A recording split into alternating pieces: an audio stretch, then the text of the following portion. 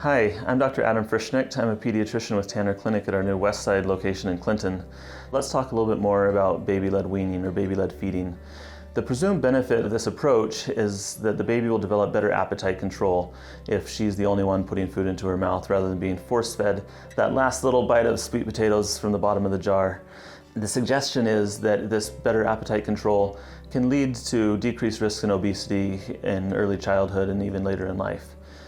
So, does this claim hold up? There's a great study out of New Zealand called the BLISS trial, that stands for Baby-Led Introduction of Solids, where they tracked babies at 12 months and at 24 months. Half the babies were assigned to this baby-led weaning approach and half to the traditional approach. And what they found at the end of the day is there really wasn't any difference in overall nutritional intake or in weight or body mass index or other markers of obesity or healthy growth. But the parents in the baby-led weaning group did report decreased fussiness in their children compared to the traditional group. One other thing that they noted was a decreased iron intake in the baby-led weaning group compared to the traditional group. So if you're going to do this baby-led weaning approach, you just need to be deliberate about finding iron-rich foods because they're not going to be getting that iron-fortified cereal that's a staple of the traditional spoon-fed approach. So without any real positive benefits or true harms from one approach over the other, I look at the safety of an approach when I'm making my decisions and making my recommendations.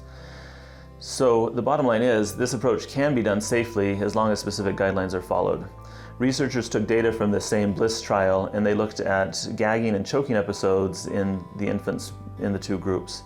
And what they found is that there was no difference in the number of choking episodes in either group at any age. But they did find that at 6 months of age, right at that introduction of solids, the baby-led weaning group did have more gagging episodes, but by 9 months of age, they had actually had fewer gagging episodes than the traditional group. So this highlights a couple things. One, constant supervision is required, and two, that this approach may actually improve the oral motor skills of the baby-led weaning group compared to the traditional group. Hi, I'm Dr. Adam Frischknecht. I'm a pediatrician with Tanner Clinic at our new West Side location in Clinton. So what are the guidelines needed to do this approach safely?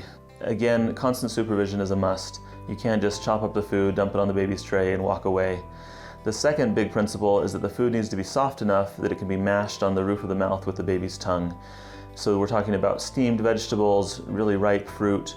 On the other hand, you can actually also introduce things like meat as long as in strips that are large enough and fibrous enough that big pieces aren't going to break off as the baby chews and sucks on that strip of meat. Specific foods to avoid include small foods like whole nuts, grapes, candy, food with pits or seeds unless you've taken the pits out first. You should also avoid raw apples, unripe fruit, raw vegetables.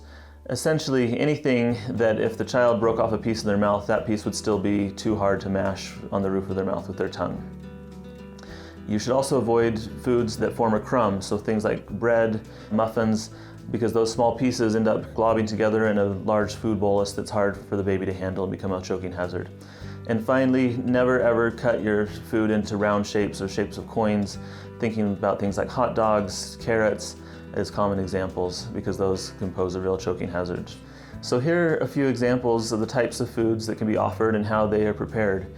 What you'll notice is that initially these foods are cut into strips in sizes that are big enough the baby can hold them in their fist and gnaw on them. Later they can be chopped into fine pieces that the baby can pick up once that fine pincer grasp is developed around 10 or 11 months. And again, just to emphasize, these aren't raw fruits and vegetables. These are vegetables that have been steamed. These are fruits that are really soft and ripe. So how do I decide if this is the right approach for me? Certainly I would recommend that you talk to your pediatrician about these kind of decisions. There are also lots of blogs, Instagram accounts, and even recipe books dedicated to this idea of baby-led weaning. Personally, for my 5 girls, we've done a little bit more of a hybrid approach.